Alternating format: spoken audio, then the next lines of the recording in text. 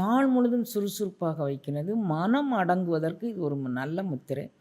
தியான பயிற்சியாளர்கள் முதல்ல இந்த முத்திரைகளை ஒரு 5 நிமிட நேரம் பண்ணிட்டு தியானத்திற்கு பழகுவார்களேயானால் அவர்கள் மன ஒடுக்கம் சுலபமாக அமையும். அப்படிங்கிறதுனால இந்த முத்திரையை செஞ்சுட்டு தியானத்திற்கு பயிற்சி பண்ணலாம். உடல் கூறு எந்நேரமும் சுறுசுறுப்பாக வைத்திருக்கின்றது. அப்படிங்கிறதுனால நாடி நரம்புகள் எல்லாம் இரத்த ஓட்டங்கள் சீராக பாய்ந்து ரொம்ப அமைதியான முறையில் செயல்படுகின்றது. அப்படின்றது வரைக்கும் பைரவ முத்திரை வச்சுக்கலாம். திருவாசக தீக்கை. திருவாசக தீக்கை என்பது திருவாசகத்தின் 4 நெடும்பாடல்கள், அதாவது சிவபுராணம், கீர்த்தி திருவகவல், திரு அண்டப்பகுதி மற்றும் போற்றி திருஅகவல் ஆகியவற்றை ஓதி திரு அண்டப்பகுதியினை 108 முறை ஓதி கும்ப ஜபம் செய்து அக்கும்ப நீரினால் தீக்கை பெறுபவர்களை நீராட்டுவது.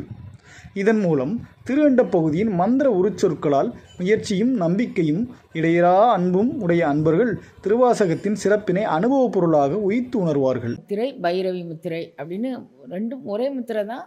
இடதுகை கீழ்ப்புறமாகவும் வலதுகை மேல்புறமாகவும் வைத்துக்கொண்டு 2 கட்டை விரல்களும் அதனதன் இயல்பில் நம்ம வச்சுருக்கிறோம். இதுக்கு பேர் பைரவ முத்திரை அப்படின்னு பேர். இடதுகை கீழிருந்து வலதுகை மேலே இருந்தால் நம்மளுடைய சரம், அதாவது வாசி நிலையில் வலது நாசித்துவாரத்தில் அதிகமான மூச்சு பயணிக்கும். இப்போ முதல்ல மூச்சு பயிற்சி அப்படின்னு வரும்போதே வலது நாசியில் ஒரு பகுதி, இடது நாசியில் ஒரு பகுதி அப்படின்னு சரிசமமாக போகாது. ஒரு நாசி துவாரத்தில் கூடுதலாகவும் ஒரு நாசி துவாரத்தில் குறைவாகவும் போகும். இதுதான் நம்மளுடைய உடல் கூறும் வாசிக்கூறினுடைய தத்துவம். அதை சரிசமமாக போய் அதுக்கப்புறம் திரும்ப அதற்கு மேல்நிலை பயிற்சி போகிறதுக்கு தான் பிராணாயாமம் அப்படின்னு பேர். அப்போ இப்போ நம்ம முதல்ல இந்த வாசியை எங்கே பார்த்து முதல்ல நம்ம உடம்புல போகணும் அப்படிங்கிறதுக்கு ஞாயிறு, திங்கள், செவ்வாய், புதன், வியாழன், வெள்ளி அப்படிங்கக்கூடிய சனி அப்படிங்கக்கூடிய நாளையில் ஞாயிற்றுக்கிழமை காலையில் நம்ம எந்திக்கும் போதே நம்மளுடைய சரம் வலக்கை பக்கமாக இருக்கணும். திங்கக்கிழமை காலையில் எந்திக்கும் போது அது இடக்கை பக்கமாக மாறணும். செவ்வாய்க்கிழமை காலையில் எந்திக்கும் போது வலக்கை பக்கமாக போகணும். புதன்கிழமை பார்க்கும்போது இடக்கை பக்கமாக போகணும். வியாழக்கிழமை வளர்பிறையாயின் வலக்கை பக்கம், தேய்பிறையாயின் இடக்கை பக்கம், அது மாதிரி.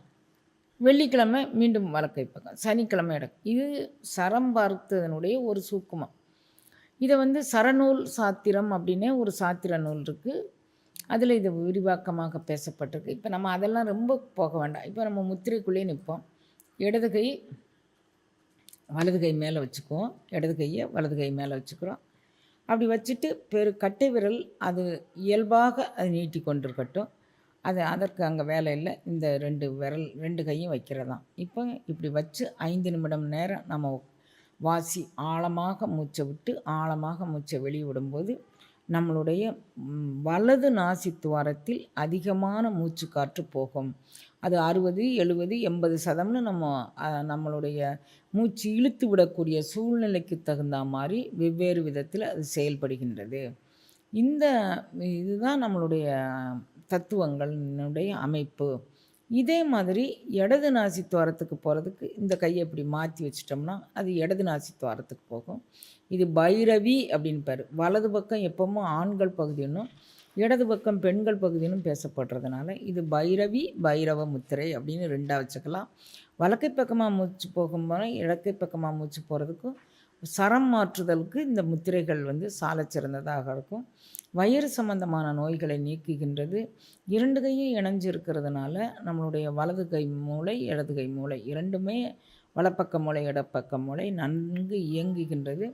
நாள் முழுதும் சுறுசுறுப்பாக வைக்கிறது, மனம் அடங்குவதற்கு இது ஒரு நல்ல முத்திரை.